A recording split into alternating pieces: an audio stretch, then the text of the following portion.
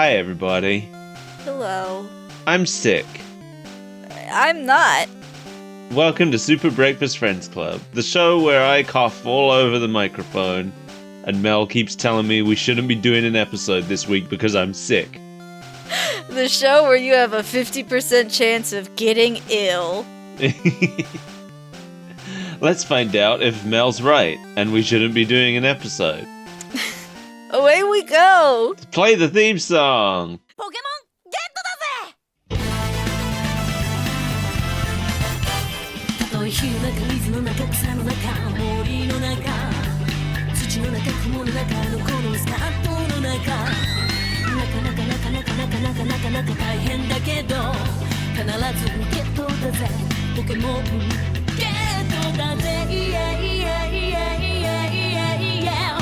マサラタウンにさよならバイバイ俺はこいつと旅に出る鍛えた技で勝ちまくり仲間を増やして次の街へいつもいつでもうまくいくなんて保証はどこにもないけどいつでもいつも本気で生きてるこいつ勝ちない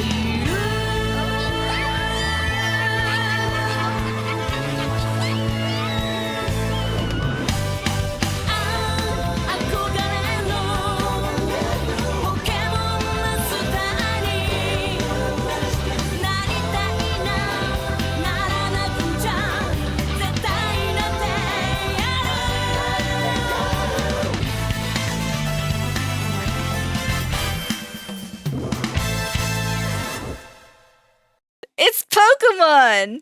You gotta catch all of them, I've heard. I have caught most of them. I have caught all of them, Pokemon and diseases. You're currently fighting off Rubella. I don't know who that is. For sure, I'll fight him. I'll fight anybody. I got the madness. I got cabin fever. I lost what sense I had. We don't need to talk about Pokemon the video game because we've done that several times. Everyone knows what Pokemon is. So let's just, we're finally here, Mel. We're finally at the promised land. We're finally at the Brock episode. You won't let us leave until we meet Brock. I won't. I've been barreling forward to Brock's appearance the whole time we've been doing this podcast. It feels like a threat at this point. I feel like I've been held hostage. Well, now you've seen him. Now you finally know who Brock is. All these years and I wasn't aware. I know, because you never made it to the first gym. To Pewter City? This episode in Japanese is called Nibi Gym Battle, and it first aired on April 29th, 1997. Cool. Nibi Gym is what Pewter Gym is called in Japanese, you see. Oh, I hadn't put that together, so thank you. You've can broadened my horizons. You don't have to play along. Well, if I don't have to play along, why am I even doing this podcast? This episode was written by Junki Takegami, who also wrote for Dragon Quest Adventure of Dai. We've seen that! We have. We should see that again. Yeah, that was a fun time. It was surprisingly violent. Yeah, it was. But the monsters were all alive. They just got sewed back together. Yeah, got cut in half and stuck back together. He also wrote for Naruto. He apparently is responsible for the series composition of Yu-Gi-Oh! That's planned out the show. Impressive. Yeah. And also wrote for Magical Princess. No! Minky Momo. No!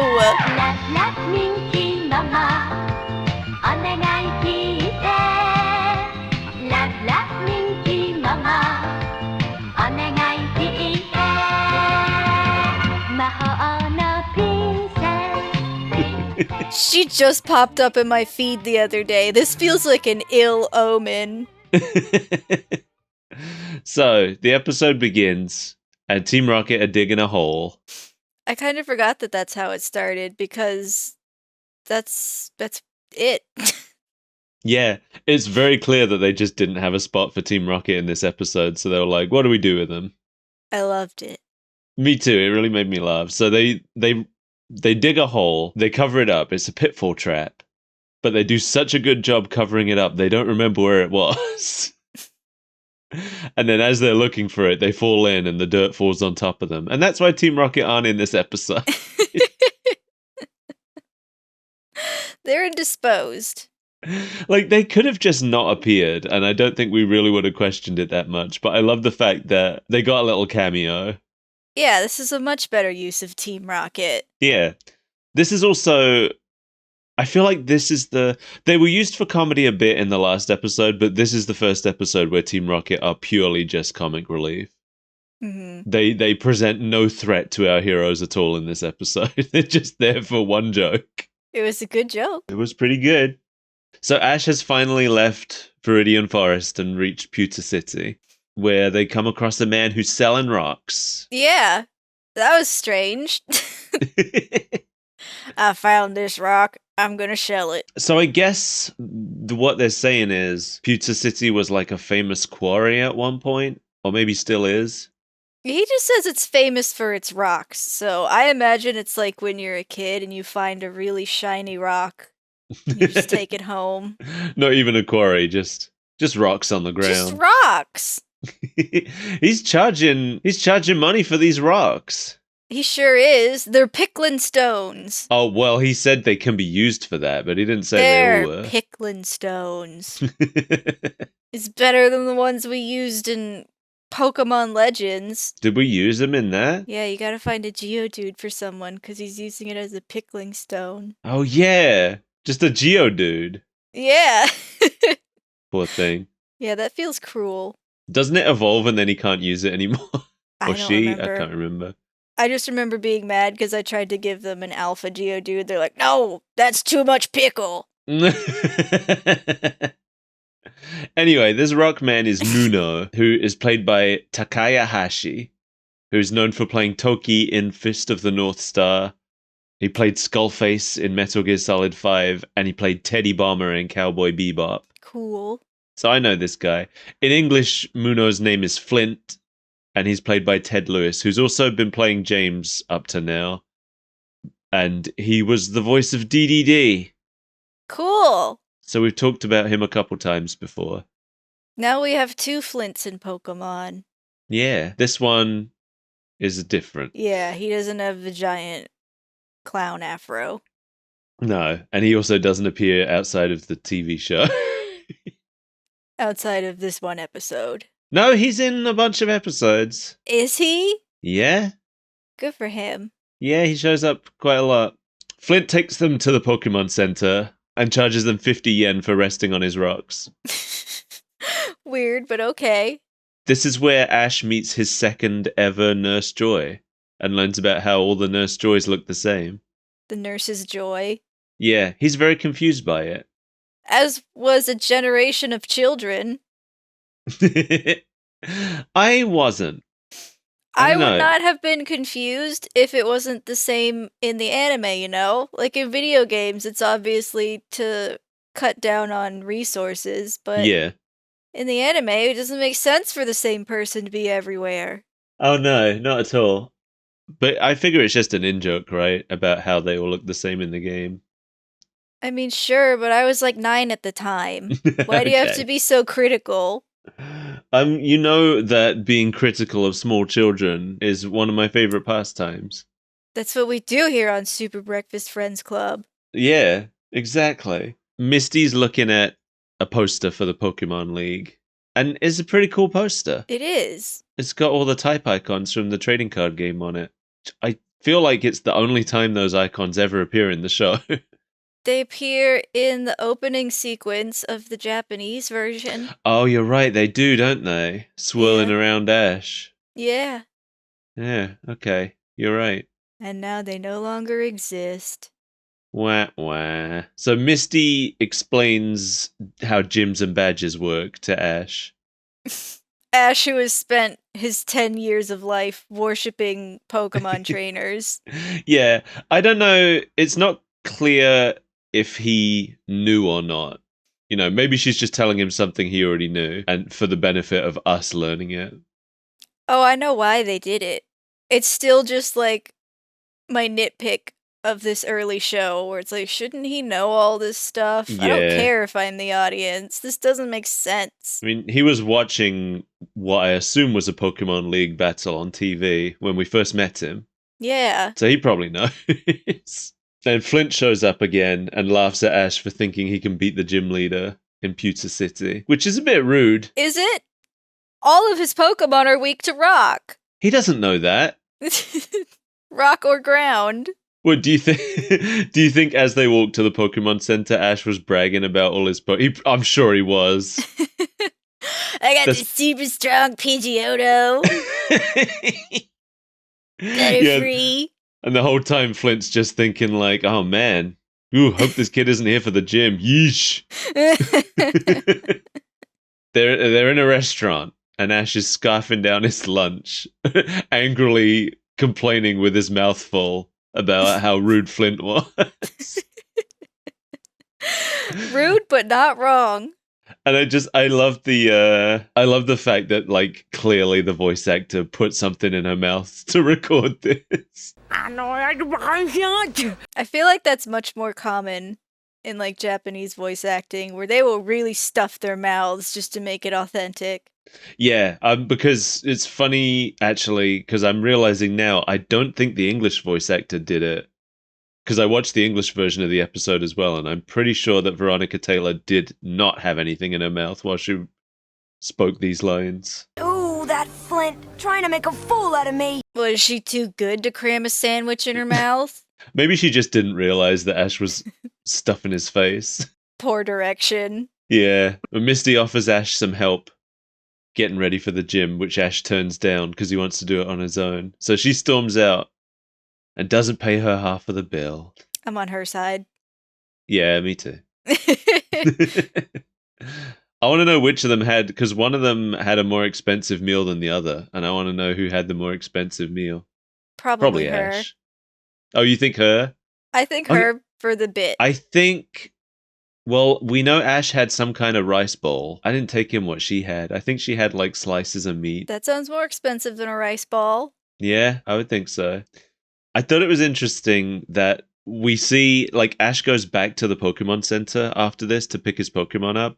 So they've left their Pokemon there and then gone to have lunch. And then he's gone back to pick them up. So they don't just heal instantly like they do in the games. I mean, there was an entire episode about them having to perform Pikachu surgery. I know, but I thought that was different because Pikachu was literally like almost dead. Whereas as far as we know, his Pokemon are okay at this point. Just a little sleepy. Yeah, but so I thought maybe they would just do the, the Come on, Mike. They're being realistic here. Yeah, he has to like leave him for an hour or something and go get lunch. I love that he hands over Pidgeotto and Butterfree in their Pokeballs, and then Pikachu's just on the tray. Yeah, just sitting on the tray. Well, he won't go in his bowl, Mel. I know but it looks so... Nobody bats an eye. It's just like, oh yeah, just handed me a Pikachu. I wonder, there's probably people in the Pokemon world who just don't have Pokeballs, right? Who have Pokemon but don't have balls for them. Yeah, I guess you don't technically need to have a Pokeball if it's choosing to stay with you. Yeah, so maybe that's pretty common. Maybe there are people who just show up with a Meowth and they're just like, hey, it's in a kitty carrier. Spitting and yowling. So Ash heads to the gym, which is spooky and dark. It's real spooky, and Brock is super serious. I lost it. Like when Ash walks in to this dark room calling out for somebody, and then Brock just turns on a light, and he's apparently just been sitting with his legs crossed in the dark waiting for somebody to show up. He's in meditation. Oh, is that what he's doing? That's what I assumed. He's really a serious Pokemon trainer. That's what they do. Why does he keep it so dark in here? I mean, to be fair, I'm sitting in the dark in my room right now. This is what you would. Yeah, but you'd have a ghost gym, wouldn't you? I sure would. So it would make more sense. Be like Morty's gym. Yeah. And you'd set it up so that everyone falls down the hole into the basement so that you never have to fight them. Don't these people know I have social anxiety? I don't want to talk to them. It's all mist and all holes. Oh, that's the Misty Holes gym. Nobody knows what type it is because no one's ever seen the gym leader. I'm just not even there. They get to where you're supposed to be, and there's just like a doll of you with a A sign. substitute. It's just like a one of those things where you like take a ticket, and it's like take a number. We will be with you in a few moments. just Take a plays the number and go Pokemon Center home. theme. No one will contact you. If you leave your phone number, we'll be sure to get back to you when a representative is available. In Japanese, Brock is called Takashi, and he is played by Yuji Ueda, who also plays Jesse's Wobbuffet, Ash's Cyndaquil, Trico, and Greninja, and Ash's mom's Mr. Mime. Oh yeah, Ash's real dad. I did not know that until I was researching this, so that was fun to learn. That is fun to learn. I had no idea that Brock and Wobbuffet shared a voice actor. That's awesome. You say that as though it's a really intense, dramatic role. No, the opposite. Anyway, he also plays Blanca in Street Fighter. He played Numamon in Digimon. That's the poop Digimon. I know what one that is. And he played Lord Raptor and John Talbane in Darkstalkers. Oh, we haven't really met them yet. No, not really. Only briefly. Lord Raptor is the guitarist zombie, and John Talbane is the werewolfman, I believe. Werewolfman. Yeah. Yeah. The man-wolf man. In English, Brock is played by Eric Stewart, who we've talked about before a few times. Later on, he will take over as the voice of James in this show. Oh, him. Yeah, but we've talked about him before because he is the voice of Meta Knight in the Kirby anime. And he's the voice of Les Galagugu in Viva Pinata. Oh, no. Our least favorite pinata. Or is Bane he? of our existence. Well, Fergie Fudgehog is pretty terrible. Yeah, but at least we can understand him. I think that's why he's maybe more terrible. Oh, you think? It's hard to say. I do remember looking up and finding out that Les Galagugu was voted as the most popular pinata in the show. Yeah, I remember you saying that. I feel like in some of the later episodes we've seen, or I don't know, he was less annoying, but that might just be because he had less screen time to fill with nonsense. Yeah, I think he might have been more annoying. Because he was doing, like, minion stuff. Oh, say no more. You know exactly what I mean. I sure do. Anyway, you know what I found interesting about this scene? Tell me. Ash tells us that it's been about 2 weeks since he got Pikachu. He's been trapped in that forest for 2 weeks. That is exactly what that means, right? Because he got Pikachu, and then that night was when the hospital stuff happened. Mm-hmm. So he entered Viridian Forest on his second day as a Pokemon trainer, and then spent about 2 weeks lost in it. That's insane. Oh, Ash. And he only caught 2 Pokemon. I know. And he caught them both within like 5 minutes of each other. Maybe he caught more, but he had to eat them. I think we did make some kind of joke like that in the last episode. That sounds like something we'd do. Yeah. He had a few more Pidgey, but they didn't make it out the other end. The one he's got left over might not even be the original one. That's just the one that survived. Yeah. If it was Pokemon Go, that's how it works. You keep the best one and you crunch the rest up into candy to feed to the best one. That's true. That's kind of what I do in Pokemon Sleep. Yeah, you have to. Yeah, I don't have enough diamonds.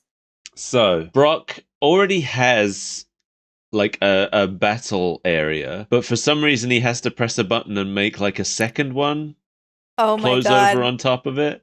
I want to know how many children he's crushed in his expanding gym.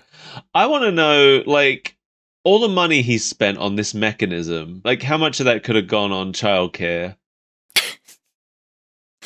You know? I mean, what if he inherited the gym as it was? Actually, I think that might be what happened. Anyway, this is where Onyx shows up. Our friend. The reveal of Onyx here is really cool because it's the biggest Pokemon we've seen up to this point. Isn't it the biggest Pokemon up to this point? I think Gyarados is bigger. Oh wait, and we have seen a Gyarados already, actually. No, way. Onyx is bigger than Gyarados. Yeah, Onyx is the ultimate big boy. Yeah, actually, I think you're right. I think Onyx was the biggest Pokemon at this point. It says Onyx is 28 feet tall. Okay. What about Gyarados? The second Gary. Gyarados is 21 feet tall. Okay, so Onyx wins. Yeah. Good job, Onyx. I knew you had it in you. I would clap, but I'm wearing gloves. That's fine. I feel like they sort of ruined... Like, it feels like Onyx...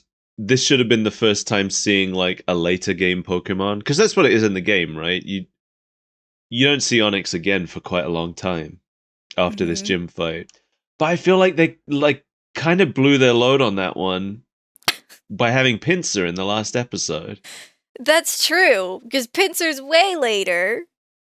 I still think it's so bizarre that Pinsir was there. Me too. Of all the bugs they could use. Yeah, it could have just been... Oh, I don't know what else it could have been, actually. It didn't have to be a bug. After I said that, I was like, wait. Yeah, it couldn't have been Butterfree because the whole episode was building up to Ash getting his. It couldn't have been Beedrill because the whole episode is them being chased by Beedrill. But it's not like the guy wasn't a bug catcher. He was a samurai. He was a samurai, yeah. So they could have given him anything else. I did find out that in the novelization of those episodes, which was written by the showrunner, that character actually was just a bug catcher. Oh. Which is interesting. So I don't know, maybe he was supposed to be a bug catcher in the original script and then it was changed for some reason. Changed to a samurai because it was more thematically appropriate. Anyway, Onyx, known in Japan as Ewok, is played by Unsho Ishizuka, who we talked about already because he also plays Professor Oak and Coughing. But where he plays Professor Oak and Coughing only in the Japanese version, his voice for Onyx is used in the English version too. Cool. So Onyx sounds the same in both languages, which is nice. I always like it when they do that. Yeah. I got distracted looking up who is now bigger than Onyx. Oh yeah. There's a few that are bigger than Onyx now, huh? Yeah. Is Wailord still the biggest, or is there a bigger one than Wailord now? Wailord is the biggest non-Eternatus. Oh, okay, so Eternatus is the biggest. Yeah. Are both Eternatuses bigger, or just the Eternamax Eternatus? Both of them. Oh, okay. Well, Wailord's my favorite big boy. What about Alolan Executor? How big is he? 35 feet tall. He's bigger than Mega Rayquaza. I always liked that when you look at Alolan Executor on the stat screens in Sun and Moon, its head just goes off the top of the screen. Mm-hmm. You just can't see its head. It's great. I love when you throw it out in battle and its face is right up against the screen before it stands up. Who else is bigger than Onyx now? Steelix, I guess. Yeah, his dad. Celesteela. Okay. Primal Kyogre, but not regular Kyogre. Oh, okay. I don't think that counts because that's like Wingspan. Yeah. Mega Steelix. Dondozo. Oh, Dondozo. Yeah. How big is Dondozo compared to Wailord? Dondozo is 39 feet, and Wailord is 47. Okay, so like almost 10 feet difference. Yeah. But it's this the second biggest, not counting Eternatus. Hmm. Okay. Eternatus cheats. Yeah, it does. And also, I guess not counting any Gigantamax Pokemon because Yeah, no. they're probably all bigger than every regular one. Some of them are not bigger than Wailord, but most of them are. Oh, okay. Well, anyway, as soon as Pikachu sees Onyx, he tries to switch with Pidgeotto. Which is just as dumb. Yeah, but Ash doesn't have any good choices. No, he doesn't, but at the same, I don't know. I, This whole battle. yeah, it doesn't go well. No. Onyx uses Bind on Pikachu, and Pikachu can't do anything, of course, because Onyx is a ground type. Right. And Pikachu shouldn't be able to do anything to any of these Pokemon. Yeah, Ash tries to call Pikachu back, but can't because Onyx is blocking it with his big old body. So Ash just forfeits the fight to stop Pikachu getting hurt anymore.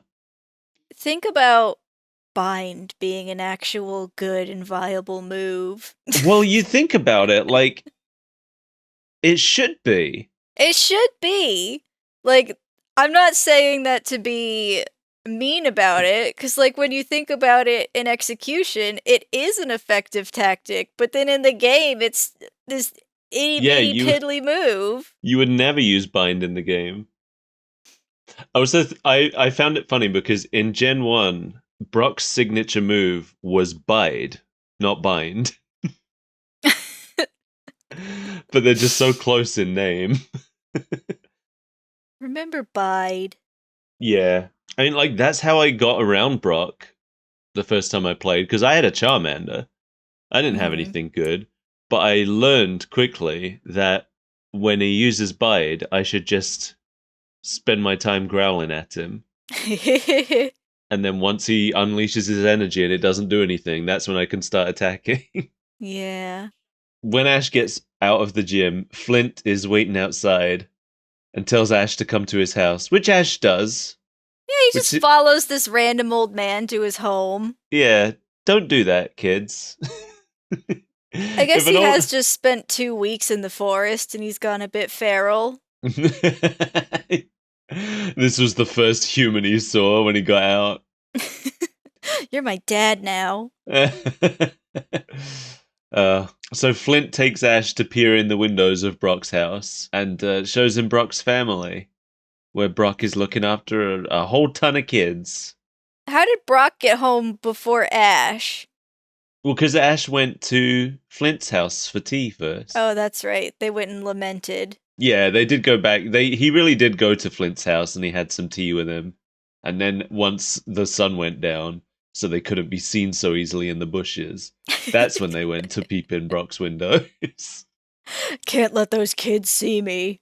And they see Brock in there. He's like wearing a pink apron and cooking dinner, and then he stops cooking to sew up the skirt of a little girl who's broken it. Broken her skirt. Yeah, I don't remember what she said.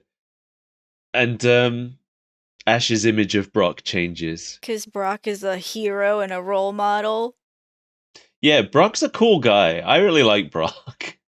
I do like Brock, but that's why this episode is so jarring, because it reminds you that Brock is like a serious cool guy, and then he spends the rest of the series leching on women.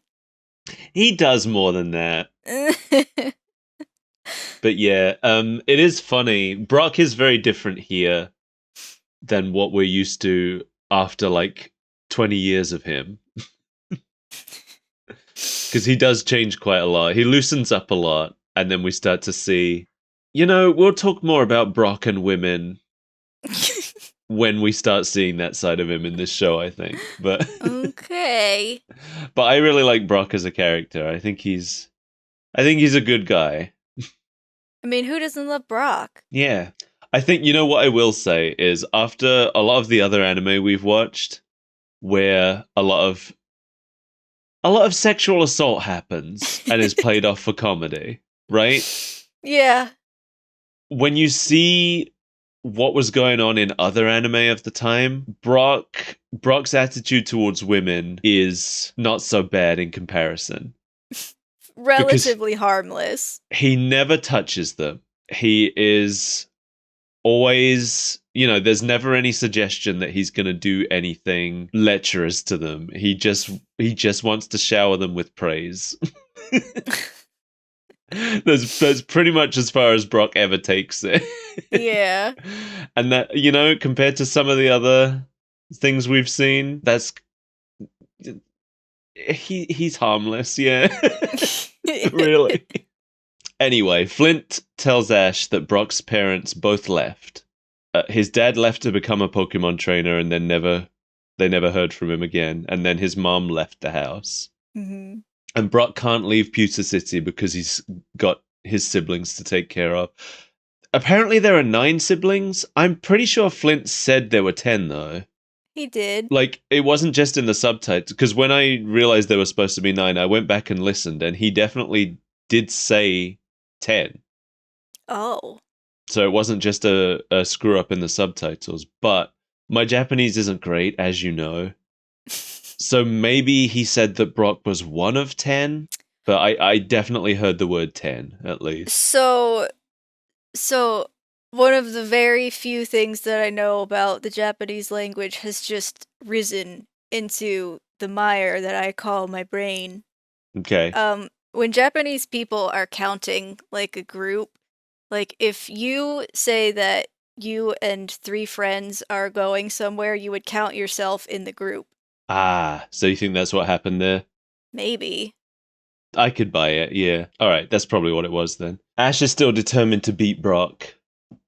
After hearing all of this, Flint says he might just know a way.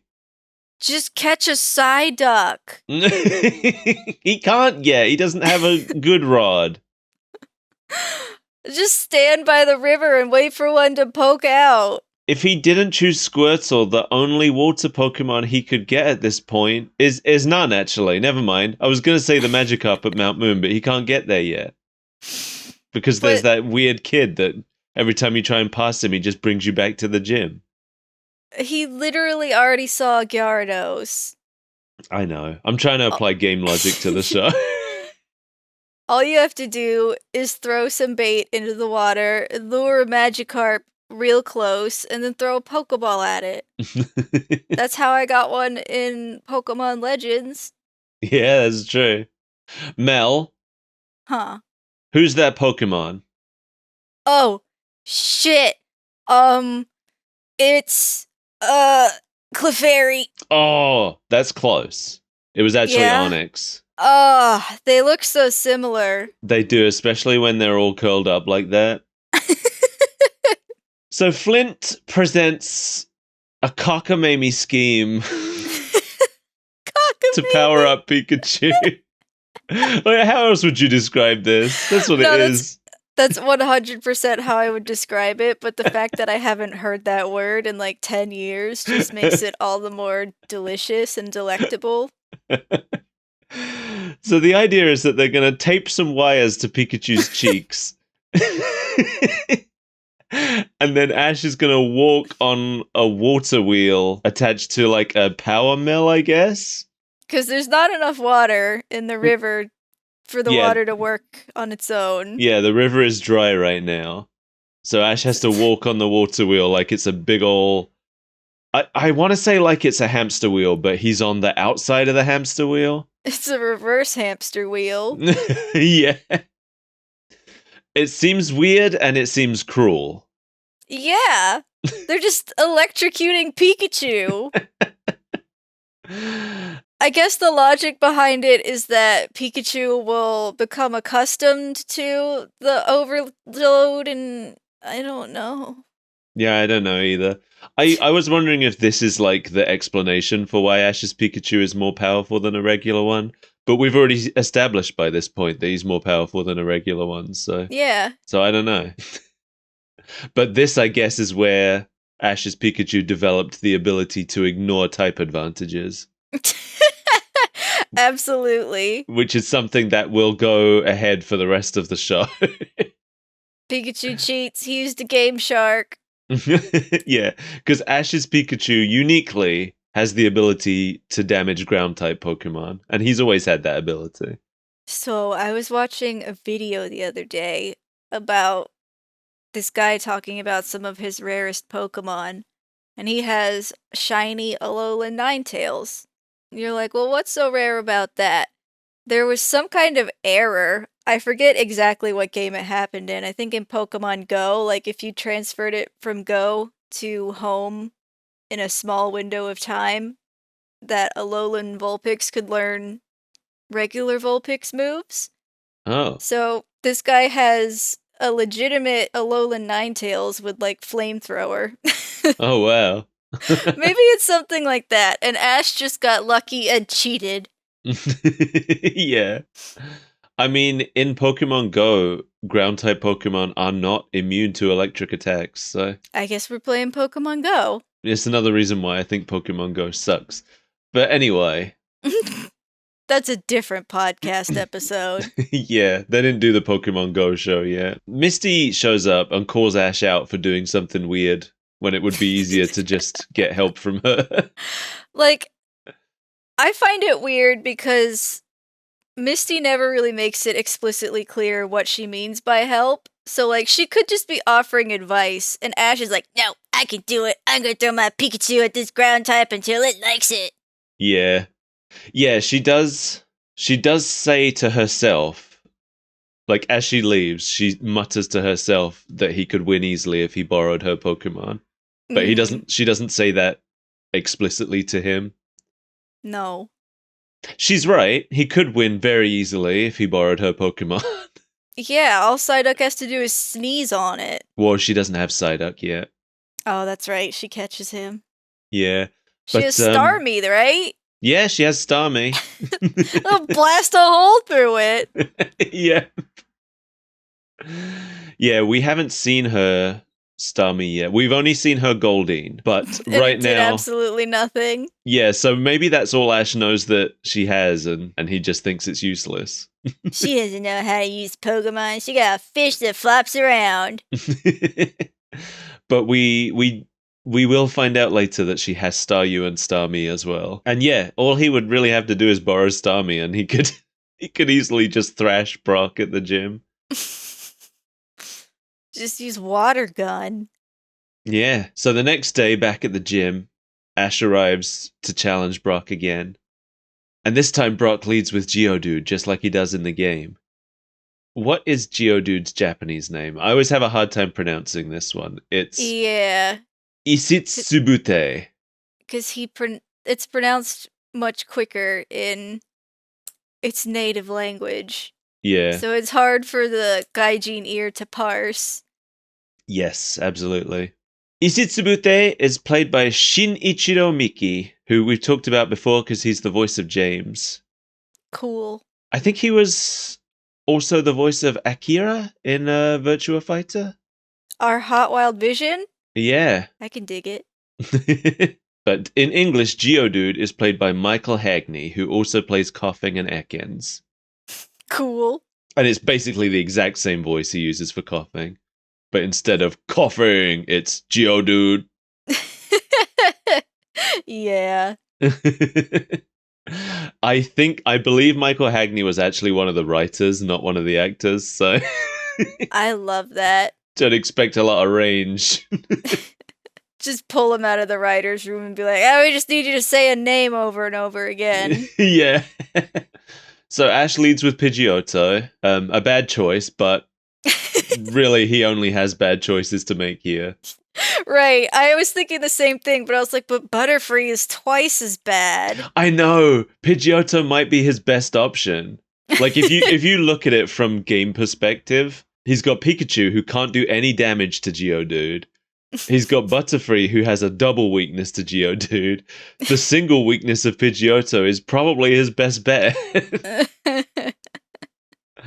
But I believe in the game Brock's Geodude only knows like tackle and defense curl, so Very annoying. Use Butterfree because you will never. Well, this is before the physical special split. That's right. yeah.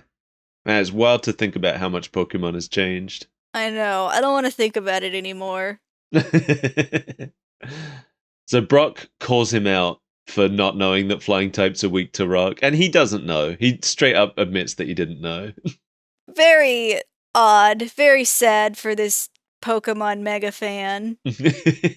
I get it, because some of the more obscure type matchups are hard to remember. I guess. And like, watching Geodude chase that Pidgeotto around really did hammer home that type matchup makes no sense. What do you mean? Because this ground-bound rock is trying to punch a bird? Yeah? What, you don't think that it makes sense for flying types to be weak against rock? No. But he could get 2 birds with 1 stone. But when I try to throw rocks at birds, it goes really well. I don't know why. 2 birds with 1 stone is how I've always remembered the type matchup.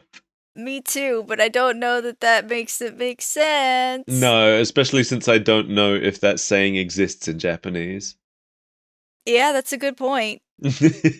I don't know. Maybe in old times they used to use rocks from a slingshot to take birds out of the sky. Maybe that's what it is. Bulbapedia knows. Yeah, probably. But I'm not going to look. Let's just leave it a mystery. So Misty is secretly watching the battle. She's on her knees, peeking over the railing of the upper floor so that Ash doesn't know that she's watching. Hiding amongst the children. Yeah, and all Brock's siblings show up to watch with her. Ash sends Pikachu out again, and Brock mocks him for it, but then Pikachu just kind of fries Geodude to black in 1 hit, which is impossible. Electric type. Yeah. Yeah. As a kid, it bothered me. I was like, but that can't be done. He's cheating. But as an adult, I'm over it. I don't care anymore. I'm not over it. I'm gonna be pedantic. Well, I think I got over it because there are worse ones. So this is the least egregious of what you've seen. Yeah, the one that really stands out to me is, I don't remember what episode it's in, but there's one where they're fighting a Rhydon, and it's like, aim the electricity at the horn, and then it will like get through to the inner inside of its hard shell, and it works. And I'm like, that's so dumb. You know what's real fun? I'm pretty sure in later games, It has lightning rod. Rhyhorn, has Yep. lightning rod. Yeah, it does. Making it double immune. Yeah. Yeah, so the thing that they used to defeat Rhyhorn in the show later became a thing that would explicitly not defeat it. It's funny. Anyway, when Pikachu sees Onix, because Brock sends Onix out now, he panics and he just fires electricity everywhere at random. Yeah, because Pikachu has PTSD, Ash. Yeah, and he starts a couple fires with it. And then we wind up in the exact same situation we were in before. It's slightly different because now Pikachu's Thunder Shock makes Onix flinch a little bit. But that's excuse me. He used Thunderbolt. Did he? Oh, this is where he learned Thunderbolt. Apparently, if you strap your Pikachu to a water wheel, it'll learn Thunderbolt. That's basically what a TM is.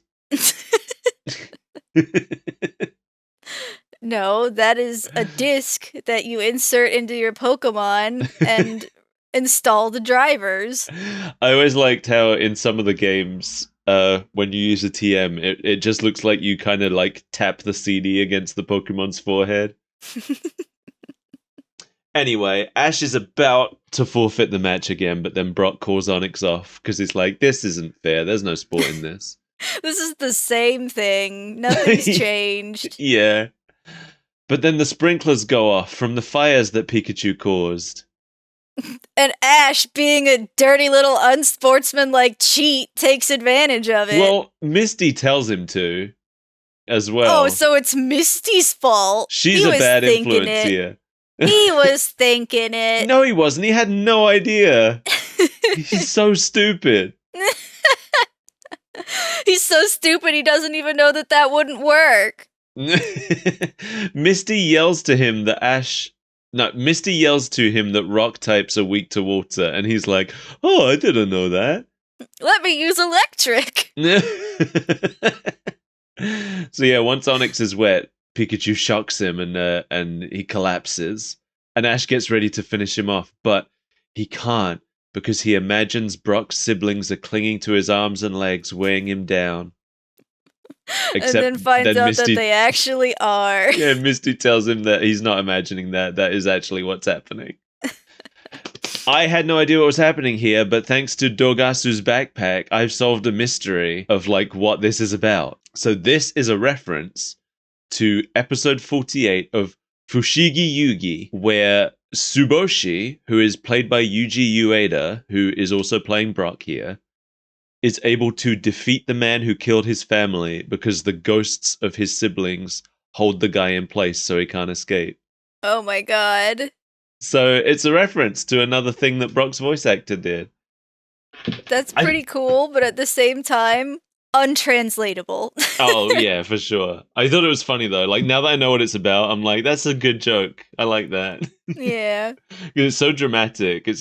And in the thing that it's referencing, the guy really was, I guess, like, imagining the siblings weighing him down. It's like his guilt of killing those kids is what kills him. Oh. So, so I like them subverting it by having it just be literally what's happening. Mm-hmm. So Brock tells the kids to stop because this is a fair match, and Ash isn't doing anything wrong. But Yes, the siblings, he is. well, the siblings point out that it isn't fair because Brock had already called Onyx off, and then Ash is like, "Oh yeah, they're right," and he pours Pikachu off. I forgot that thing that happened 30 seconds ago. I know, we even see a flashback of it. So Ash says that next time he wants to win fairly without the sprinklers going off. Misty's disappointed. Misty's a dirty cheat. She is. Misty's a realist, I think. I bet Misty has pocket sand for just such an occasion. Oh yeah, for sure. I'm checking. Does Misty fight dirty? Misty uses Bubble Beam just over and over again. Yeah, I don't remember her being particularly difficult. I do. You But and I your had stupid Charmander, Charmander. Yeah. Just get an Oddish. Oddish is everyone's friend. Yeah, I guess I could have, but I didn't. I don't remember I don't think I did use a grass type in Gen 1 when I first played it. I think I always thought grass types. It's the weenie baby type. I think like when I was a kid, I was just kind of like, grass types? What am I gonna do? Photosynthesize them to death? Yes. Not back then. True. Make In some Gen real 1. bulky. Just suck up all that sunlight. Live forever and toxic them to death. Now I love grass types. I think they're great. But back then I don't think I thought they were very good. I mean, it's a pretty bad defensive type. Like when you line up fire, water, and grass, like my kid brain couldn't process grass being a dangerous thing in the same way as fire and water. Grass can be really sharp. You can cut yourself on that. Well, now I'm a bit older and my hay fever has developed. I feel different. Grass finally got its revenge. Yeah. Damn you, Oddish! As Ash and Pikachu walk away in the sunset, Brock catches up with them and just hands Ash the boulder badge. I don't think that Brock's reasoning for giving him it made a lot of sense. No, not really. He said that Ash was better than him at battle and at being kind to Pokemon or something, and I was like, I don't know, Brock, I feel like you did the better on both of those things in that fight. I feel like your Pokemon won, and also you called off the match so as not to kill Pikachu. Yeah. And then Ash kept going. Anyway, Brock explains that he'd rather be a Pokemon breeder than a gym leader, but he can't leave town to live out his dream because his siblings need him. Because his parents left. So he wants Ash to go and live Ash's own dream instead. And Ash agrees, but then Flint shows up. What could it mean? And Flint reveals, one, that he's Brock's absent father, and 2, more shockingly, that his beard is fake. That is how I felt betrayed by the beard. It was such a majestic beard, and they just pulled it off. What if it wasn't fake, but he just was so impassioned, They he just ripped his tore it facial hair off? Okay, that's my headcanon now. Yeah, it was a real... Because he was wearing that beard the entire episode. Mm-hmm. Okay, so yeah, my new headcanon is that was a real beard, but that he was so resolute to changing his ways that he tore it off with his bare hands. It's funny, like, he's living under a fake identity, I guess, so that his kids don't know he's in town, but also still calling himself Flint, which is his real name. I guess he doesn't have to tell anyone his name if he doesn't need to. But he told Ash his name. Nobody listens to Ash. That's true. So he says that he when he left to become a trainer, he failed to become a good trainer, and then he was too ashamed to come home. But seeing Ash being completely hopeless reminded him of himself. And now how he's a hopeless father. And now he's changed his ways. He tells Brock to leave and pursue his dreams, but Brock says he has something to say to him first. And we're led to believe it's going to be some telling off for the absent father, but then Brock just hands him a needle and thread. Tells him how to take care of his children he abandoned. Yeah, starts reeling off information about his siblings and how to look after them. I thought that was pretty funny. Me too. As Ash and Brock leave together, Brock points out that the girl from earlier is following them. And Misty starts yelling about her bike again. And Ash decides to just run for it, and everyone has to chase after him. Yeah, he runs from everyone, not just Misty. Yeah, and just then Team Rocket finally dig themselves out of their pitfall trap. Just in time to get stepped on by everyone as they run past. Da-da-da-da-da-da. I love that. I think it's Brock does like a full entire footstep right on James's face.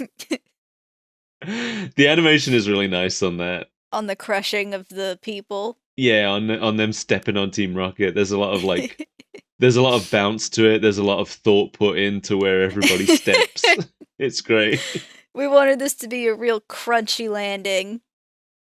Because Pokemon, like these early Pokemon episodes are very economical with their animation.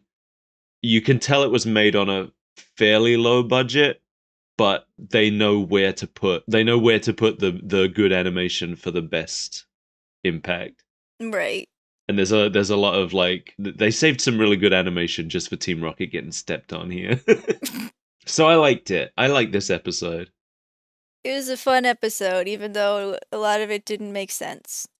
Yeah, I thought it was quite sweet. I thought it endears us to Brock quite well. And I thought it had some great jokes in it. 10 out of 10 episode. I don't know. I don't know if it's 10 out of 10. Fine. 8 out of 10. Yeah, okay, I can give it that.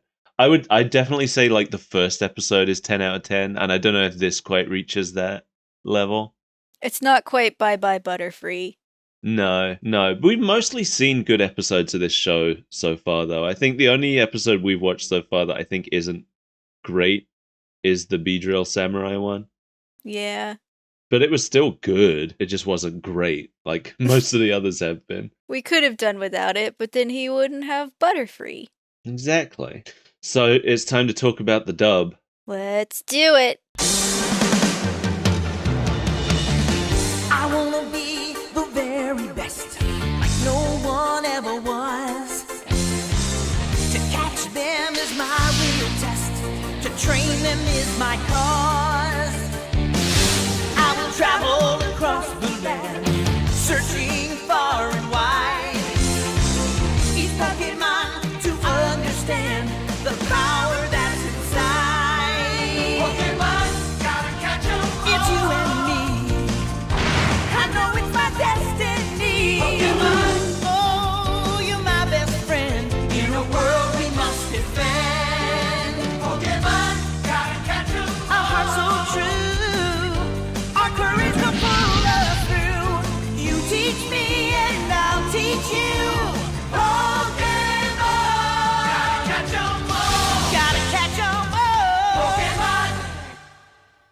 as always, new music throughout the entire episode. This episode had a lot of silence in it, and all of that has been filled with music. Oh, fun. I think they also changed most of the background music. They will have kept the Team Rocket motto music, because they always do. And I think they probably kept the battle songs during the gym battles, but I think pretty much everywhere else they had changed it, which really changes the mood of a lot of the scenes. Yeah. I definitely noticed that they had changed the music in the part where Brock's siblings were clinging onto Ash, because the new music they used was nowhere near as good. Not as fun and dramatic. No, it didn't have, because that's what sells. I think that really overdramatic music is what sells that comedy moment. Right. And with that changed, it just wasn't as funny in the English version. 弟や妹たちが俺の両手両足にすがりついて闘志を鈍らせる俺の優しさがこんな幻を見せるのかって本当にまとわりついてるじゃない My conscience is holding me back. I can't bring myself to beat Brock. I'm imagining his little brothers and sisters stopping me from beating the one person they love. Ash, I think you'd better open your eyes. I also noticed in the restaurant, they changed the yen symbol on the bill to a dollar symbol, but they didn't change the amount, which meant that Ash and Misty's lunch cost $1,150. Wow. What did they eat? They spent $1,150 on 2 items for lunch. Maybe they both ate slowpoke tails.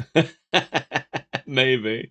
The biggest change, though, the biggest change made here by 4Kids, is that they rewrote a part of Brock's backstory. So in the English version, Brock's father left to become a Pokemon trainer, and then Brock's mother died. I thought I remembered that. Yeah, that's only in the English version. They said that Brock's mother died because she couldn't handle taking care of all those kids on her own. She died because of that? Yeah, apparently. That's more horrific than just abandoning her family. That's what I think. I feel like 4Kids didn't want Brock to have 2 deadbeat parents who walked out on him, but I feel like killing her off is worse. I feel like killing her off isn't necessarily worse, but the fact that she died because she couldn't take care of them? Well, the other thing is, this became really awkward during the 3rd generation of the anime, when Brock's mother returns. Yeah, what did they do about that? They just pretended they never said she died. Oh, retconned it. Yeah, basically.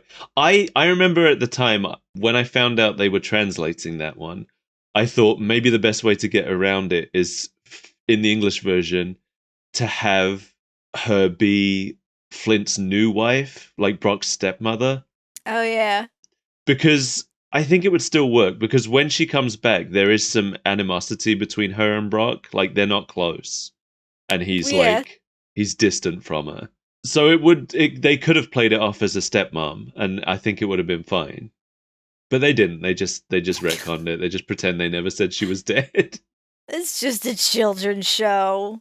Yeah, I think they just thought that nobody watching would remember that they'd said she was dead. Well, I remembered 4Kids. Pepperidge Farm remembers. So that's it. For the most part, the script is accurate, which is nice. They didn't do a lot of changes. They didn't add a lot of jokes that weren't there already. You know, the characters all act the way they did in the Japanese version. So, Is there a legacy? is there a legacy? Well, there's a question. And I think, for the most part, Anime Brock didn't bleed into the games that much. Like, his family have never appeared or been mentioned in any of the games. I went to check, because I wasn't sure. Because we've been back to Pewter City in a whole bunch of games. I thought, maybe Fire Red or Leaf Green or Heart Gold and Soul Silver had, inserted maybe some of his siblings or his dad or something, but they never Yeah, had. because those expanded on a lot of the gym leader lore. Yeah. No, they didn't do that for Brock. Apparently, in Pokemon Yellow and in Let's Go Pikachu and Let's Go Eevee, they did add dialogue where he says that he wants to become a Pokemon breeder, but that's about Okay. it. And it's only in those 3 games. Like Heart Gold and Soul Silver never had anything about him wanting to be a breeder. Weird. I think the biggest legacy of anime Brock is probably that eventually the games adopted his green and orange color scheme, Hmm. because that was anime specific. In the original games, he was always, I mean, in Red and Blue, he was shirtless. I forgot about that. What a weirdo. And then in all the artwork for Gen 1, he's just wearing like a white t-shirt that says Pewter Gym on it, and he's wearing a pair of blue jeans. So yeah, the like green, orange, brown color scheme that the anime gave to him is pretty much the color scheme he always has when he shows up in games now. The rock solid Pokemon trainer. Yeah, that's what they call him. That's all that they call him. Brock looks like he's hiding his nipples in red, green, and blue art. When he's shirtless. Yeah. Like, oh, I didn't expect you to be here. I was just sitting here in the dark in my gym. Shirtless. Yeah, that's true. I agree. Good job, Brock. He's a weirdo. I love Just a Brock. little bit. Yeah, that's why we love Brock. Yeah, I think with Brock, they do a great job of making him, like, when you first get to that city, he's intimidating. And he's like the toughest trainer you've come across at that point. But then Yeah. when you look back on him later on, it's like, oh, he was just a kid. He was just a hobbyist. He's just a baby boy. Yeah. He's just living in a town where he's the most serious trainer because everyone else in that area are just youngsters and bug catchers. Yeah. Just a bunch of losers coming at him with their Pidgeotos and their Pikachu. Yeah. Yeah. Like, Brock and Misty are the gym leaders I'm most attached to in Gen 1. I don't know if that's just because of the anime, though. Maybe it is. I would say yes. Because especially back in the 90s and 2000s, we barely knew anything about any of the other gym leaders. That's true. We had to wait for Fire Red and Leaf Green to really start fleshing them out, huh? Yeah. And then Heart Gold and Soul Silver fleshed them out more. I did really like Sabrina, though, because she was a creep. Oh, she's so different in the show, though. Yeah, she's got a scary doll and she's Yeah. like riddled with trauma. She's straight up a different person in the show. Because in the game, she's just like a cool fashion lady who does some Hollywood acting on the side. Yeah. I'm trying to think who else was changed. Oh, Blaine is completely different in the show as well. Because in the show, Blaine is a hippie Cool. with long flowing hair. I love that for him. We'll get to him. Good. Well, I guess we don't really have anything more to say about this. It's Pokemon, it's everyone's best friend Brock, and we did it. We did it. We have finally reached the point where Ash's main traveling group is complete. We'll still come back and look at some of the major Pokemon that join him on his journey, for sure. Because, I mean, we gotta see when Squirtle shows up. He's my favorite boy. Everybody loves Squirtle. He's a member of the Squirtle Squad. Oh, he's so good. Oh, and obviously we gotta come back to watch the episode where Brock gets Vulpix. Duh. Because I know you want to see that Vulpix. Of course I do. I'll take any excuse I can get to look at a Vulpix. Well, thanks for joining us, everyone.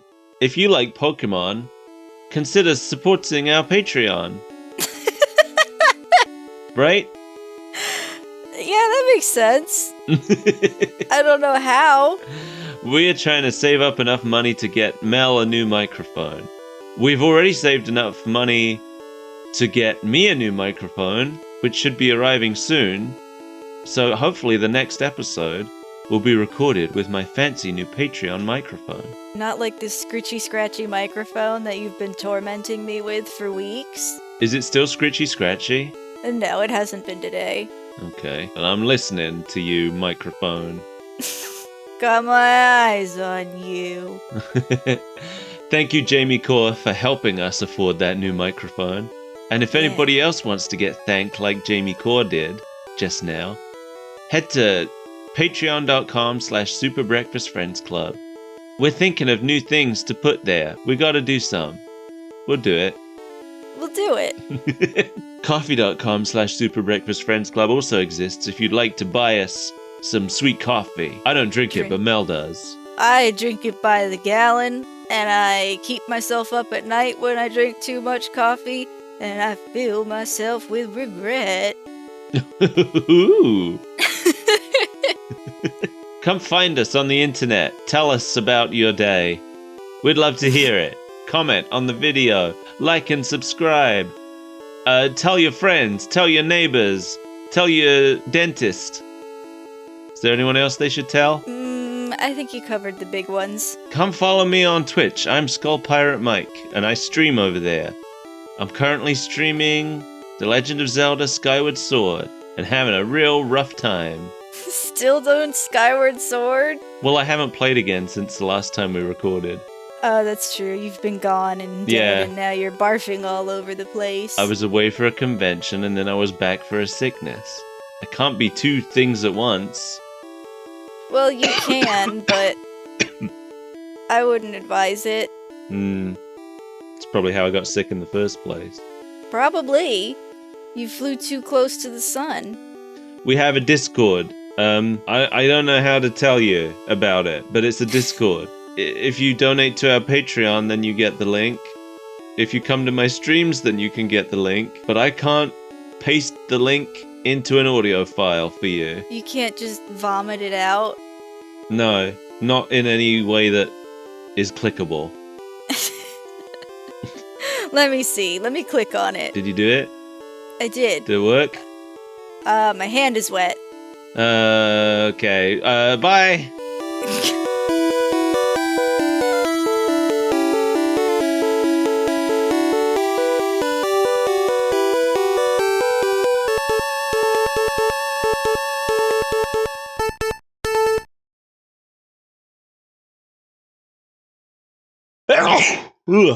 Disgusting. You just got all of our listeners sick. No, just you.